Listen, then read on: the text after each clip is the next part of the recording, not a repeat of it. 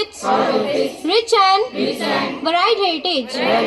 I shall always give my parents, teachers, and all elders respect and treat everyone with courtesy. To my country and my people, I pledge my devotion in their well-being and prosperity along lies my happiness.